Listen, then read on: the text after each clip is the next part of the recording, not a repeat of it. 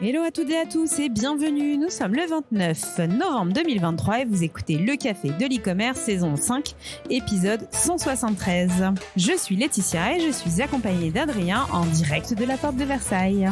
Bonjour à tous, Le Café de l'e-commerce, c'est votre podcast favori que vous écoutez en train d'imprimer votre badge, d'assister à des conférences ou de déguster du champagne. Notre promesse, décrypter l'actualité e-commerce là où elle est, à la sauce aigre-douce, incisif mais jamais méchant, tel est notre credo. Le Café de l'e-commerce vous propose de faire votre veille différemment dans vos oreilles. Merci à tous les nouveaux qui nous rejoignent. On va avoir un épisode un petit peu spécial aujourd'hui.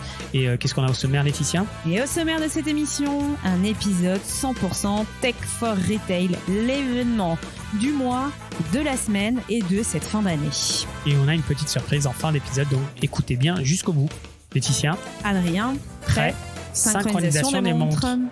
Alors Laetitia, Tech for Retail, je pense que tous nos auditeurs connaissent, mais il y en a certains qui n'ont jamais fait ou qui ne connaissent pas. Est-ce que tu peux nous rappeler un petit peu qu'est-ce que c'est ? Eh bien, Tech for Retail, c'est le salon européen des innovations. C'est un salon qui est assez récent, c'est la 3e édition, et c'est le salon qui est dédié à 100% aux innovations technologiques, les solutions éco-responsables pour les commerces physiques et la vente en ligne. Comment ça se différencie Tech for Retail par rapport à d'autres salons du marché ? Alors, Tech for Retail, c'est un salon qui se différencie parce que c'est adressé aux retailers. C'est l'audience qui va faire la différence. Ce sont les visiteurs. On attend plus de 8000 visiteurs qui sont principalement des C-level et des execs. Il y a beaucoup de conférences. Le contenu est vraiment au cœur de ces 2 jours et des conférences qui sont menées pour beaucoup d'entre elles par des retailers. En termes de taille de salon, c'est comparable à quoi ? C'est plus petit qu'un Paris Retail Week ?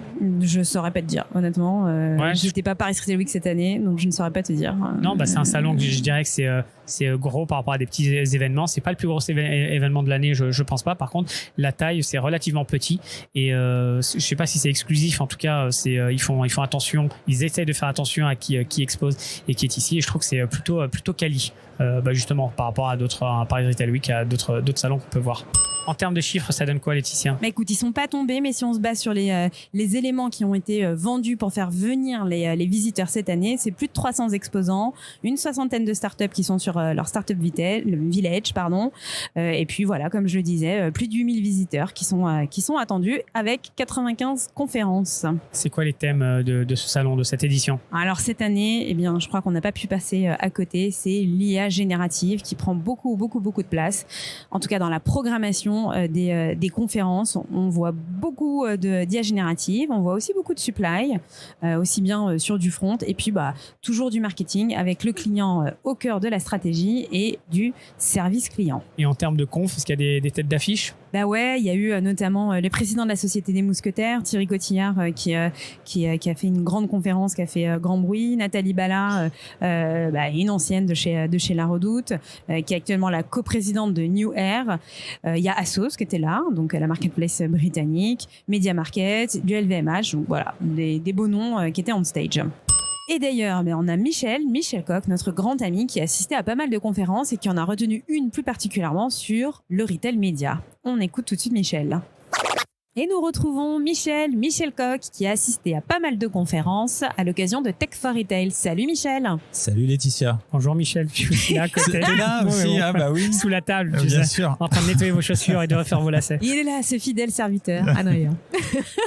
Michel, tu as assisté à une conf en particulier et tu voulais nous en parler. C'était quoi le titre de cette conf ? C'est toujours le sujet qui me tient à cœur. Laisse-moi Retail deviner. Media. Voilà, Retail Media, New Business Model. En fait, ils étaient c'était une des rares conférences en anglais parce qu'il n'y en a pas beaucoup sur ce salon, mais celle-là était en anglais. Il y avait le patron de l'international de Criteo, le Global Director opération de Deliveroo, donc qui parlait aussi de leur business, la personne qui s'occupe des médias chez Azos, la marketplace, et enfin une personne qui s'occupe de gross marketing chez Accenture. Donc un échange assez passionnant. Il manquait qu'une personne en fait. Il y avait personne de marque, donc de FMCG. Annonceur. Ouais, voilà. d'annonceur. Et c'est souvent le cas. Alors, qu'est-ce que tu as appris, Michel ? Qu'est-ce que tu as retenu ? Alors, qu'est-ce que j'ai appris ? Pas grand-chose en fait, mais ce que j'ai retenu, c'est qu'on revient toujours sur les mêmes thématiques. Il y avait 4 grandes thématiques sur cette conférence. Déjà, la question de la définition. Qu'est-ce que c'est le retail media? Il faut encore faire un peu d'évangélisation, de pédagogie, expliquer ce que c'est. Donc, ils ont essayé chacun de le donner leur définition. On retrouve toujours le même sujet, quoi. Là, c'est la monétisation d'audience, de data, off-site, on-site, in-store. Donc, voilà, on parle d'inventaire. Donc, c'est très orienté pub. Je pense que la définition réelle, elle est un petit peu plus large que ça.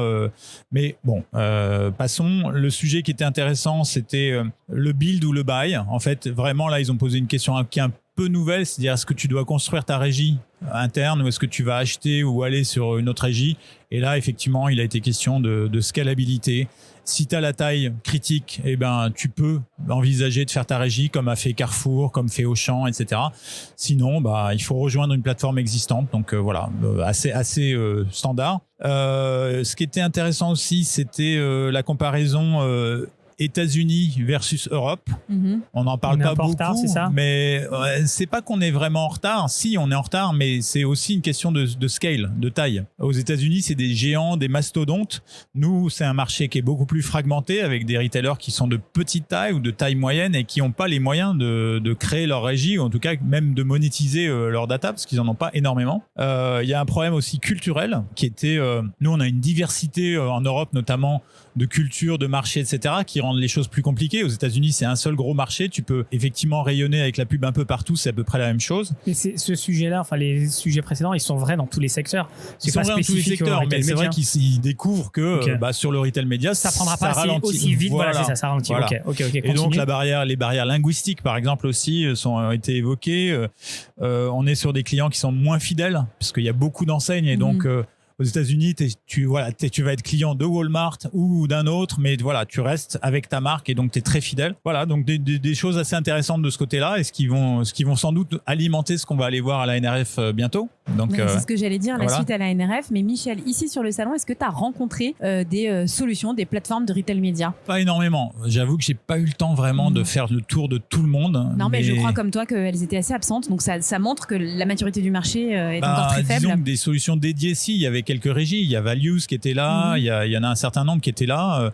Criteo, typiquement. Les anciens de Lengo, là, ils avaient un truc, ils ont aussi leur exactement. Et les anciens de Lengo qui créent aussi Nimbo, une nouvelle plateforme qui a l'air intéressante. Donc oui, ça commence à émerger, mais oui, c'est pas l'offre pléthorique qu'on a pu voir à Grocery Shop, par exemple. La salle était remplie ou pas? Ça intéresse les gens ou pas trop? Blindée. Ouais, parce que toutes les salles sont remplies ou tu sentais que le sujet était intéressant? Il y avait des questions. À la conf d'avant, les gens attendent dehors. Non, ils ont vraiment fait. Alors là, il y a un peu moins de monde parce que c'était en anglais. Donc forcément, si tu il y avait de la traduction ou pas? Je crois qu'une année, il y avait des écrans avec traduction automatique. J'ai pas vu. Aléatoire, j'ai pas vu. Moi, j'étais devant, donc je voyais pas s'il y avait des écrans. Il y a des choses qui t'ont étonné, des chiffres clés ou des use cases que tu t'attendais pas à ça? Ce qui m'a surpris, en fait, c'est ce qui manquait dans cette table ronde. Si on revient sur la table ronde Retail Media, ils n'ont pas du tout parlé du facteur humain. Donc des équipes, des talents, des skills. Et je me demandais, mais voilà, t'as loupé un des gros sujets, quoi. Bah oui. Donc on a parlé de la publicité, des advertisers, des partenariats, l'histoire du full funnel aussi, de comprendre effectivement que la publicité, elle va être tout au long du parcours client et qu'est-ce qu'il en est pour le client, etc. Ça, c'est aussi des bonnes questions. Mais et puis Deliveroo il y avait un truc intéressant. Deliveroo a fait un partenariat avec ITV. Je sais pas si vous vous souvenez. La chaîne anglaise, ITV. Ouais. Je connais bien. En fait, il propose, ce qui est c'est marrant, c'est que si tu vas acheter, par exemple, tu vas commander une pizza chez Deliveroo, et à la fin de ton tunnel de commande, on va te pousser un programme télé en disant, t'as la pizza maintenant, et donc le message c'était, voilà, that's food sorted, what do you want to watch now?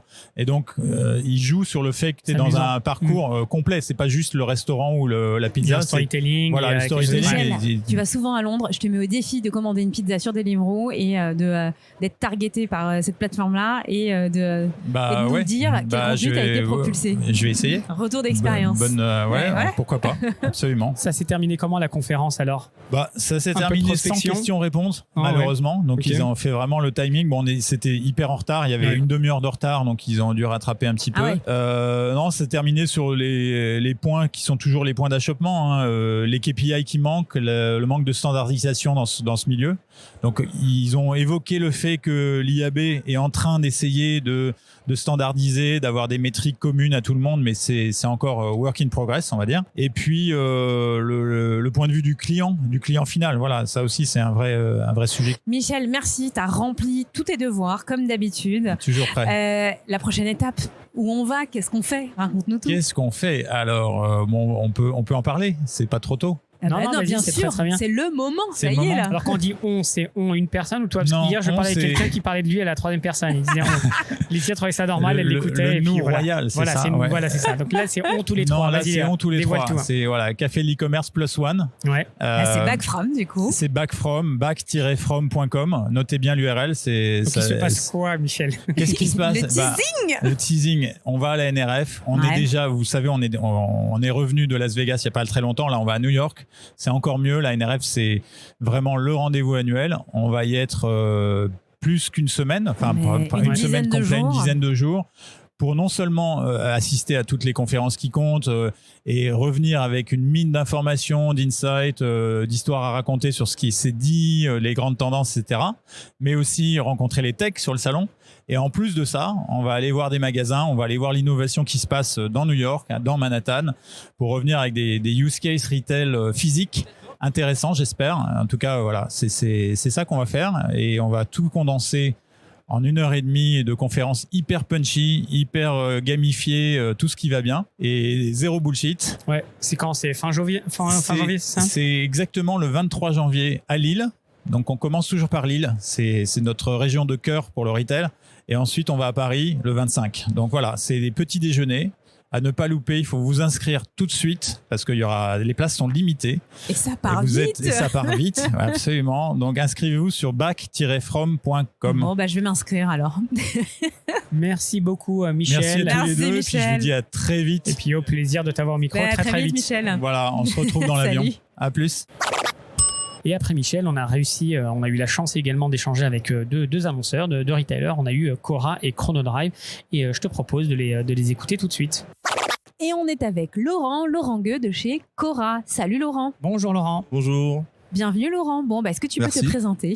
Bonjour, Laurent, responsable des opérations e-commerce chez Cora depuis une dizaine d'années sur la partie drive. Donc préparation des commandes et remise des commandes aux clients. Laurent, qu'est-ce que tu fais ici à Tech for Retail? Qu'est-ce que tu es venu chercher? Alors je suis venu chercher des idées pour le futur. En même temps, j'en profite pour voir des partenaires avec qui Cora travaille et regarder quelques conférences, écouter des conférences et pour connaître un peu ce qui se fait à droite et à gauche. Il y a une conférence qui t'a marqué ou c'était intéressant la conférence à laquelle tu as pu assister aujourd'hui? Alors j'en ai fait une qui était pas terrible, je vais taire le nom de mais c'était quoi le thème? C'était quoi le thème? C'était la logistique avec le dernier kilomètre, mais c'était plutôt pour placer de la pub dans leur application. Okay. Donc je tairai le mot. Et du coup, après, j'ai assisté à une conférence de KBRW et But sur la mise en place d'un WMS qui avait l'air intéressant. Et justement, pour revenir sur KBRW, vous l'utilisez, ça fait partie des partenaires que tu vois sur le salon. Sur quelle partie, sur quelle brique KBRW aujourd'hui, vous c'est aide? la brique OMS.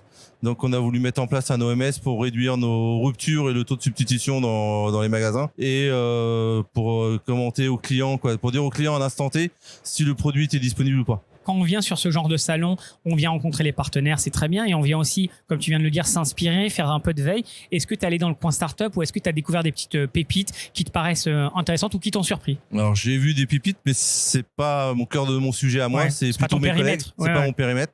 Du coup, tu les envoies? Je les ai envoyés à mes collègues pour qu'ils viennent demain et ils iront les voir. Et tu as des exemples, des noms à nous partager ou pas? De petites startups que tu as vues sympathiques, avec lesquelles tu vas travailler un jour ou pas du tout? Mais en tout cas, non, qui ont vu fait que tilt. C'est pas des fournisseurs qui sont dans mon giron, c'est mes collègues qui verront. Donc, franchement. Donc, t'es gentil, tu partages et t'envoies aux collègues. Il y a des choses que j'ai vues que moi, je ferais peut-être volontiers dans quelques années, mais c'est pas moi qui.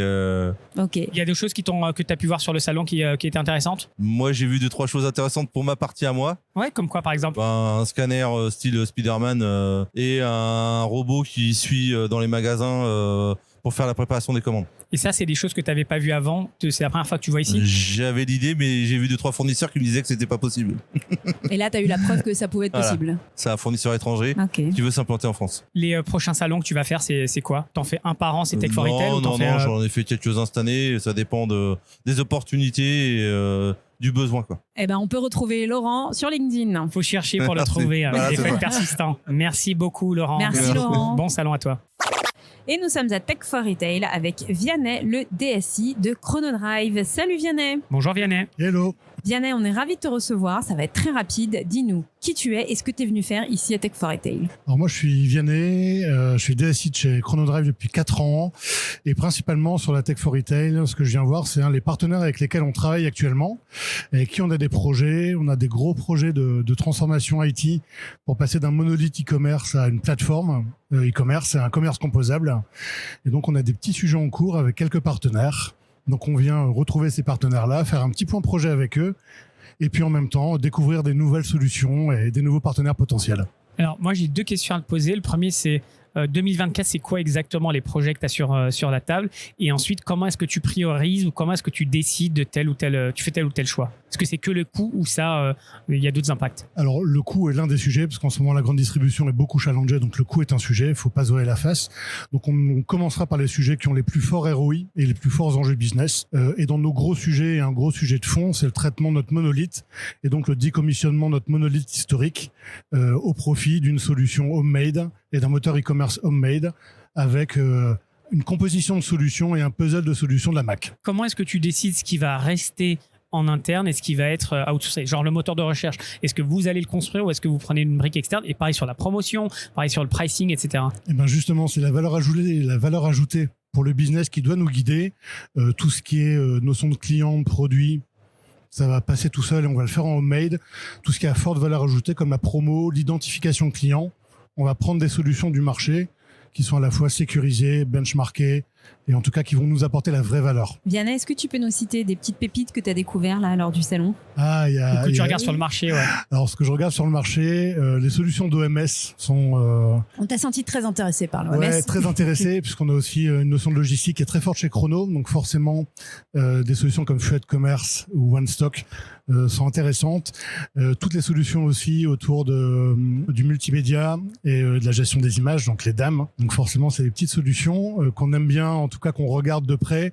Et après, toutes les solutions de promotion qui sont quand même très fortes dans l'e-commerce alimentaire. Et donc forcément, là, il y a des grosses valeurs ajoutées à aller chercher. Donc il y a des petites solutions qu'on regarde aussi. Tu dis petites solutions, mais elles sont pas si petites que ça. Est-ce que vous bossez avec des vraies startups, des boîtes qui font moins de 10 personnes et on parlait tout à l'heure en off de Ratech. Est-ce que vous avez ça dans votre écosystème? Alors à aujourd'hui, pas suffisamment. On bosse plutôt avec des solutions quand même éprouvées du marché. On doit quand même assurer un gros volume d'activité. Donc partir sur une petite startup, ça peut être relativement compliqué et non sécurisé.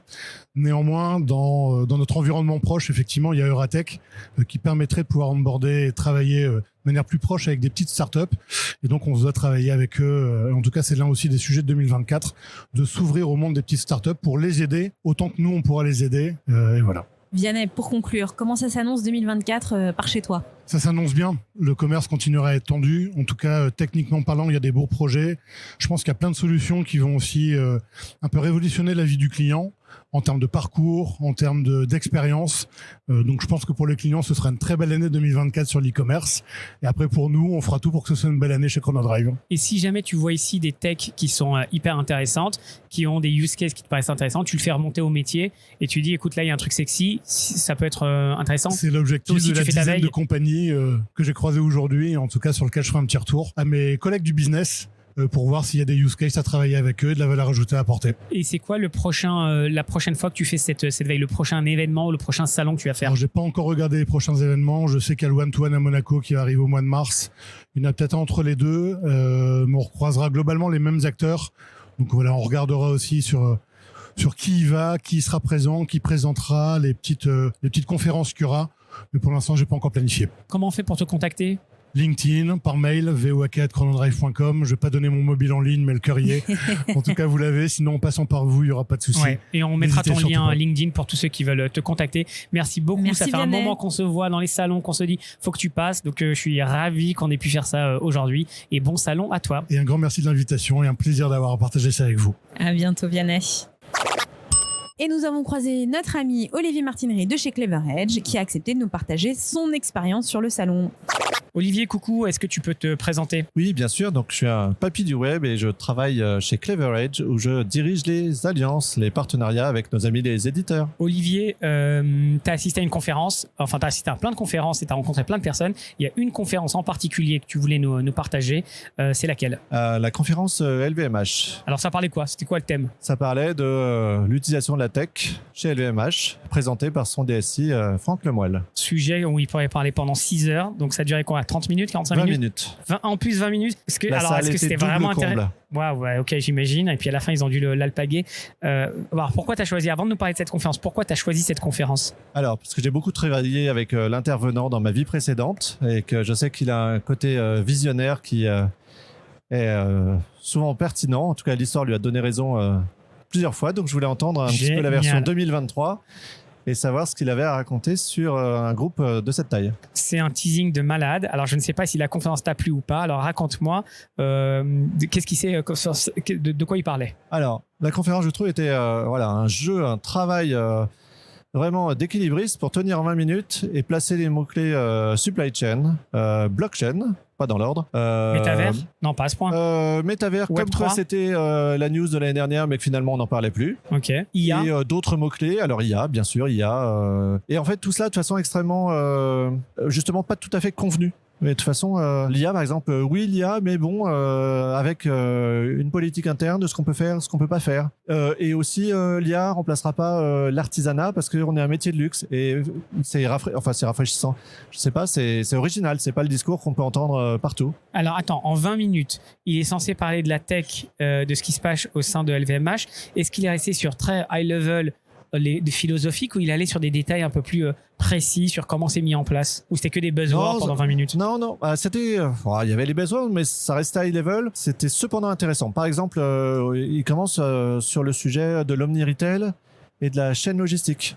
De dire que dans un métier de luxe, l'une des complexités, c'est d'avoir le produit, par définition, et que la tech peut aider justement à une excellente maîtrise. Donc nous, c'est des sujets d'order orchestration, de visibilité de stock. Donc c'est un sujet très intéressant de dire là, la tech peut aider, et notamment dans le luxe. Sur ce sujet-là, et ensuite il expliquait comment il mettait en place la tech, quelle tech il avait prise, ou juste il mettait la tech peut aider. Non. Ça, tout le monde le sait. Alors, tout le monde le sait, mais de dire je fais un focus aujourd'hui sur l'optimisation de ma supply chain parce que je vends du luxe et parce que... D'accord. Donc, Voilà. c'est les use cases. Il présente des use cases. Voilà, c'est plus des use Ok. cases, c'est pas dans le détail. À la fin, il a énuméré l'ensemble de ses grands partenaires Du technologiques. SFAC, ok. Bon, normal, mais pas Un nuage bleu. oui, alors tout le monde y est passé, donc je vais pas les reciter, mais donc c'est intéressant parce que c'était du use case, c'était pas juste du buzzword. Ensuite, ce qui était très intéressant aussi, c'était la partie omni-retail et globalement, la tech doit être le support des équipes, mais des équipes commerciales, des équipes métiers, voilà. Et la tech People first. et Ouais. le lien avec les AI. Parce qu'évidemment, c'était une des questions de la personne qui faisait l'interview, c'était de se dire, les AI, oui, mais seulement en complément, seulement en aidant, et pas du tout, par exemple, pour dire, c'est ce que j'ai compris à demi-mot, c'est les AI va jamais nous faire de la conception de produit, ou même le marketing du produit, ou même la photo du produit. Voilà, tout ça, c'est à la main. Il va jamais nous faire, ou aujourd'hui ne le fait pas, mais peut-être demain. Moi, j'ai compris que C'est nos valeurs de marque, de société. La valeur de marque, Ok. elle était à un certain endroit et qu'il y avait une bonne limite pour utiliser de l'intelligence artificielle. Donc, j'ai trouvé ça assez assez intéressant parce que c'était moins bullshit que de dire on va en mettre partout Ouais. ou je ne sais quoi. Ouais. Ou ça va tout changer. Voilà, c'était pas le sujet. D'autres use cases qu'il a présenté qui étaient sexy. Moi, j'ai adoré. Il a reparlé à la fin et c'était quand même balèze de remettre ce mot-clé en 2023 qu'on a quand même pas beaucoup entendu, à savoir le mot-clé blockchain. Donc, avec l'initiative Aura pour la certification des produits du luxe, justement, en travaillant avec les autres industries du luxe qui en général quand même peuvent pas s'encadrer. Traçabilité. Donc traçabilité pour tous, franchement, voilà, c'est une très belle, je trouve, un beau sujet. Bon, et puis voilà, et puis à la fin, enfin pas à à la fin, mais plutôt au début d'ailleurs, il a essayé de faire un petit peu de racolage tout à fait normal et légitime sur ils recrutent beaucoup, ils ont besoin de compétences IT, et je pense que voilà, ce sont des bons messages dans notre écosystème tech, de se dire qu'il y a des grands acteurs qui misent beaucoup sur l'IT, qui ont des use cases ou en tout cas des sujets intéressants. Si je veux me faire l'avocat du diable, et j'adore prendre cette position, on est dans le luxe, on est dans un acteur, c'est peut-être un des seuls acteurs aujourd'hui qui peut se permettre d'avoir ce discours, mais si tu ouvres la porte ou tu regardes par la fenêtre, c'est pas la situation du marché. Ah oui, c'est pas un acteur représentatif ni du luxe ni du marché. Je pense qu'ils sont un peu, ils sont au-dessus de la mêlée. Il a cependant terminé sur les sujets d'environnement. Ah ok, environnement, parce que après je voulais ouais. Alors après sur un truc assez entendu mais assez factuel, de se dire qu'il y a des politiques en cours de rationalisation des outils, des infras, et donc évidemment c'est une vertu financière, une vertu organisationnelle, mais aussi une vertu de moindre consommation. Est-ce qu'il a parlé des projets 2024-2025? Qu'est-ce qui arrive dans le pipe ou pas trop la roadmap? Ça faisait pas partie des questions, et j'aurais été curieux de savoir qu'est-ce qui est pour lui sur la table pour l'année prochaine, ou la continuité des je ne saurais pas répondre à cette question, je ne l'ai pas entendu. Ok, écoute, merci beaucoup Olivier. Autre chose sur cette conférence? Non, faut prévoir 2 fois plus de place pour l'année prochaine. J'allais te demander, déjà, tu es privilégié d'avoir trouvé de la place, parce que j'ai beaucoup de personnes qui m'ont dit qu'ils n'arrivaient même pas à entrer dans les conférences. C'était compliqué, mais c'était attendu, et voilà. Puis une fois que tu es dedans, tu restes assis, tu bouges plus, et donc c'est beaucoup plus difficile. Olivier, merci beaucoup. Merci de nous avoir fait le plaisir de passer au micro, et à très bientôt. Merci beaucoup pour la prise de parole, et à bientôt. Bon, et bien maintenant, Adrien, notre avis, celui qui est tant attendu, peut-être pas notre avis, mais en tout cas les points forts qu'on a retenus sur cet événement, quels sont-ils? Ton number one, c'est quoi? Le premier, je dirais la seconde main. J'aurais jamais imaginé le mettre. En baladant, j'ai trouvé énormément de solutions autour de la seconde main, presque qui font toutes la même chose, mais c'est pas vrai, parce que quand tu creuses, il y a des petits différenciateurs. Mais je vais pas dire que c'est une surreprésentation, parce que je trouve que c'est bien justement qu'il y ait ces solutions.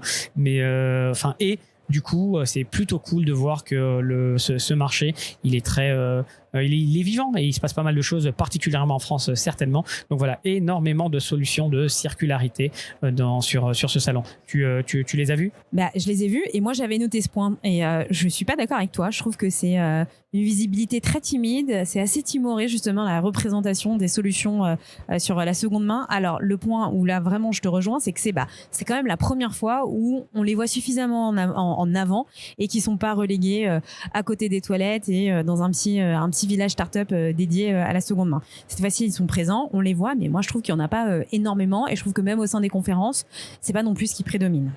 Ok, deuxième point de ton côté, Laetitia, t'avais quoi? Mon deuxième point, écoute, c'est la Mac Alliance qui est quand même en puissance. L'année dernière, sur un même salon, tous les membres de la Mac Alliance n'avaient pas forcément un stand et communiquaient pas forcément sur la Mac Alliance. Là, aujourd'hui, ils sont assez présents. Je crois qu'on compte une vingtaine de membres de la Mac Alliance, un petit peu moins peut-être. Je crois qu'ils doivent être une quinzaine en tout cas. Ils jouent le jeu, ils ont tous leur petit macaron Mac Alliance. Le discours, on les a vus, il est quand même propre, carré, et je suis assez contente de les voir sur ce genre de salon. Ça veut dire qu'ils pèsent dans le game, et que leurs actions paient leurs prix. T'as raison, mais d'un autre côté, regarde sur le salon, pour quelqu'un qui connaît pas la Mac, et la majorité des gens savent toujours pas ce que c'est, il y a pas de coin, de village Mac, et finalement ils étaient un peu disséminés partout, donc je sais pas si c'est pas une toute petite partie des personnes qui savent exactement ce que c'est. Donc oui, ils étaient là, mais pour s'y retrouver, il y a pas vraiment de cohésion. Pour s'y retrouver, il fallait s'inscrire au Mac Tour. Ouais, il y a ça.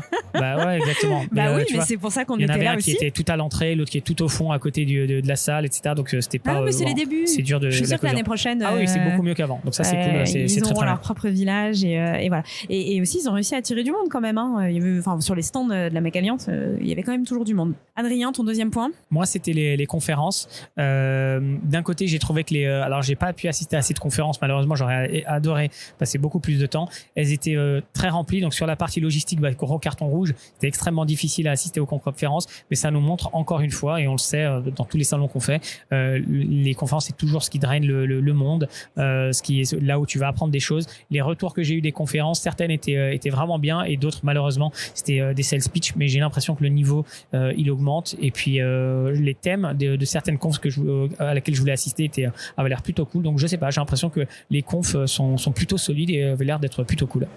Troisième point, Laetitia. Le troisième point, c'est que cette année, le salon est placé sur sous l'IA générative. Alors, je n'ai pas assisté à cette conférence et donc je pourrais pas me prononcer si effectivement l'IA était partout. En tout cas, sur les stands, il n'y a pas un stand où on te balance pas de l'IA et il n'y a aucune solution qui ne bosse pas avec de l'IA. En revanche, quand on discute un petit peu avec les solutions et aussi avec les retailers, malheureusement encore en France, il n'y a pas trop de use case. Donc ça manque un peu, c'est le petit truc qui pêche. Ok, c'est un salon cette année qui est dédié à l'intelligence artificielle. Pour le coup, nous on voyage beaucoup et on a des vrais use cases d'IA liés à la retail tech. Là, c'est pas trop le cas. Ouais, je partage ton avis. J'avais aussi noté IAG. Est-ce que c'est pas un peu trop, mais comme c'est le sujet du moment, le sujet qui buzz et le sujet sur lequel il faut se positionner, toutes les techs, tout le monde parle de ça partout. Donc effectivement, l'IA qui est représentée partout dans tous les sens. Et s'il y a autre chose avant de terminer? Ouais, malheureusement, je pouvais donner que 3 points, mais j'en ai quand même 2, donc ça fera 5. Gros retour de l'OMS. Je sais pas si c'est un retour, mais en tout cas, on voit beaucoup d'acteurs de l'OMS. Et puis, le retour des fintech. Pendant un moment, les fintech, elles étaient un peu cachées. Et là, ça y est, elles reviennent. Quand t'arrives, t'as du Stripe, comme aux grandes heures des grands mais salons. Beaucoup moins que les premières années. Il y a plein d'acteurs qui ne sont pas présents. Mais là, il y a un petit retour et avec un discours différenciant. Adrien, le premier jour, on a organisé un Champagne Hour sur le salon de Talon One. Comment ça s'est passé? Ça s'est super bien passé. Il y avait, alors tout le monde a vu que t'as pas bu d'alcool, donc ça c'était très bien. Mais par contre, et pour autant, il y avait énormément de personnes. On était très contents. On était peut-être une petite trentaine de personnes. Et j'avais toujours mon micro. J'ai dégainé le micro. Il y a eu quelques personnes qui ne voulaient pas passer, qui étaient pas à l'aise. Mais sinon, l'ensemble des personnes se sont prêtées au jeu. Alors j'en ai loupé un paquet, mais je te propose d'écouter, justement, de découvrir certaines, des petites capsules qui certaines vont te faire sourire, d'autres qui vont te faire marrer, je pense. Je suis Laura Berger, je dirige les alliances techno chez Scaleflex et j'ai adoré sur le salon découvrir le cas de Bikid, qui est une marketplace de vélos, de pièces détachées de vélos, qui a été construite avec Origami à Tecna et qui a permis de mettre à disposition du recyclé, du reconditionné en moindre temps sur le marché. Je trouvais ça top. Bonjour, Gonzalo, je suis au Tech for Retail. On est le 28, c'est ça, 28 novembre. J'ai vu une intervention très intéressante de la part de Shopify, Data Solutions et Barbara Bui, qui est la marque de luxe. Et ils ont expliqué comment ils ont migré de Magento Commerce à Shopify avec une belle case study, très belles expériences à partager et peut-être à voir en replay si ça existe. En tous les cas, très intéressant. Oui, salut Vincent. J'ai 20 ans de digital avant ce salon et j'ai bien aimé Believe. C'est le ticket de caisse des maths par QR code et surtout ils permettent aux retailers d'encarter pour la carte de feed. Donc c'est malin pour encarter les clients et pour booster les avis clients en magasin. Donc Sofiane de Talon One, c'est notre premier salon au Tech for Retail et super intéressant. On a pu discuter avec des grands prospects, des grandes marques françaises sur des gros sujets de fidélisation. Donc c'est peut-être le sujet le plus important pour les retailers aujourd'hui. Bonjour, je suis Emel Becherem-Bilgin, je suis responsable des partenariats retail pour l'Europe chez Google Cloud et j'ai adoré rencontrer tous mes partenaires aujourd'hui. Alors je suis Michel Coq et le truc sympa que j'ai entendu sur le salon, c'est la stat suivant laquelle en 2026, le retail média représentera 25 milliards d'euros en Europe. Voilà, ça c'est excitant. Gavin Walsh, Head of Sales Engineering at Talon One. And to be honest, I was very surprised with the amount of people who were able to approach me in English, and it meant I could actually have conversations because my French is not the best, to be honest. Bonjour, Guillaume Mijon, moi je représente la société Valtech. Alors on a vu à la fois des clients super sympathiques et hyper intéressés, donc avec plein de sujets à nous proposer, donc nous on est super contents parce qu'on aime bien relever des challenges. Et puis on a aussi eu ce côté très émouvant, j'ai revu des gens que j'avais pas vus depuis 20 ans, mais pour de vrai. J'avais commencé avec eux dans les années 2005 pour faire le vieux du digital, et là on s'est retrouvés, donc c'était très sympathique, il avait un stand juste à côté, donc plutôt belle journée. Safa Benmeki, donc je travaille en tant qu'account exécutive chez Serum & Co. Alors j'étais à ce salon l'année dernière et l'année avant-dernière et je trouve que ce qui est intéressant cette année, c'est qu'il y a beaucoup de monde. Donc c'est vrai qu'il y a des queues un peu partout. Mais il y a beaucoup de monde, c'est-à-dire que ça suscite beaucoup d'intérêt, beaucoup de curiosité et c'est intéressant quoi. Il y a pas mal de nouvelles techno, je trouve. Ça pousse comme des champignons. Grégory Stahl, Fluent Commerce, j'ai vu évidemment pas mal d'anciens collègues, mais j'ai discuté avec un de mes clients, Hammer Sport, qui se lance sur le marché de la sneakers. Il m'expliquait qu'il avait des gros problèmes avec les bots qui s'enregistraient sur ses ventes, où il lance des sneakers avec des faibles volumétries de 500, et donc il avait dû se doter d'un outil qui s'appelle Human, je crois. Je fais de la pub gratuite comme ça. Et j'ai trouvé ça super intéressant, c'est qu'à chaque fois qu'il y a un nouvel usage, on envoie des ventes comme ça de sneakers en petite quantité, eh bien il y a une problématique parce qu'on est attaqué par des bots, et ça je trouve ça absolument incroyable. Bonjour Arnaud de Vaimo, et je dois dire qu'après une fin d'année assez morose, semble-t-il, en termes de nombre de projets, là sur le salon on a rencontré pas mal de gens qui ont des bons projets, des bonnes idées pour débuter 2024, donc ça nous donne confiance. Et dans l'e-commerce, il faut dire que les chiffres qu'on a eu de nos clients sur Black Friday sont très très bons, donc je pense que le business va reprendre, et c'est bon pour les intégrateurs, c'est bon pour les prestataires, les gens les éditeurs de solutions, donc bon business, et puis bon business pour le client aussi. Je m'appelle Laurent Bouteiller, je travaille chez Commerce Tools. Et le truc intéressant que j'ai trouvé aujourd'hui, écoute, j'ai trouvé déjà que les workshops étaient super pleins. Et ce qui me fait dire que le commerce composable commence à prendre le message qu'on cherche à passer depuis des années et des années, est enfin arrivé jusqu'aux oreilles de nos auditeurs. Et merci Café de l'e-commerce pour le tour composable que tu peux faire. Ilana de New Store, et un truc cool au salon, c'est qu'il y a de plus en plus d'acteurs de la Mac Alliance, donc ça fait plaisir, et aussi beaucoup d'échanges et beaucoup de rencontres avec les retailers.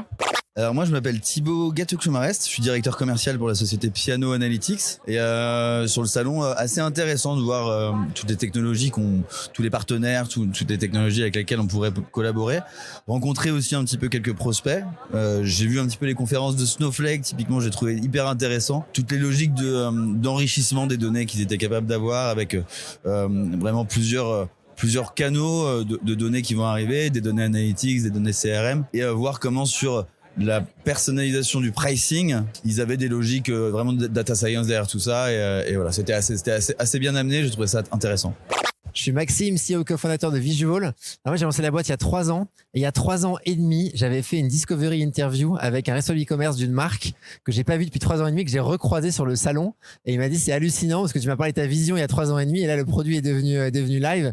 Et c'est vrai que ça fait plaisir, du coup, des quelques personnes qui ont pu suivre l'aventure. Vraiment, même pas from day one, from day moins 10, quoi. Alors, je suis Snoussi Badji, le country manager France de Sovendus, société allemande. Et j'ai vu aujourd'hui le premier boss de Google, Franck Poisson, que j'avais pas vu depuis 20 ans, et je suis ravi. Et j'ai vu d'autres personnes, mais voilà, en tout cas, j'étais ravi d'avoir Franck aujourd'hui. Bonjour, je suis Vanessa de Gémeaux. Truc cool, c'est voir les prestats que j'ai, découvrir les nouveaux.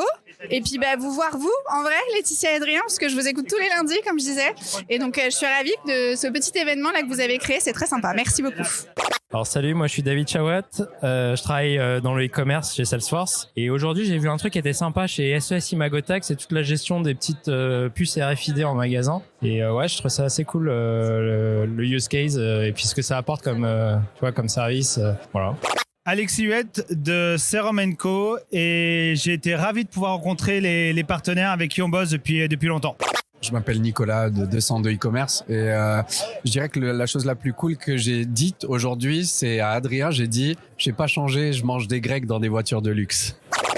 Alors pour celles et ceux qui ont pu assister à ce fabuleux Champagne Hour, c'était super, merci beaucoup. Pour celles et ceux qui n'ont pas pu y assister, eh bien avec Adrien, nous organisons notre propre Happy Hour le mardi 5 décembre prochain. Allez sur notre LinkedIn ou alors dans les notes les notes de bas de page, non pas une note de page, les références de dans les notes de cette émission, vous trouverez toutes les informations. Ne loupez pas cet événement, ça va être génial. Mardi 5, c'est à Paris, à Châtelet. On vous y attend toutes et tous. Merci de nous avoir écoutés tout au long de cet épisode 173 épisode spécial. Si vous avez kiffé l'épisode, le meilleur moyen c'est de le partager, d'en parler autour de vous et de ramener un maximum de personnes. Laetitia, Adrien, on se voit la semaine prochaine. À la semaine prochaine.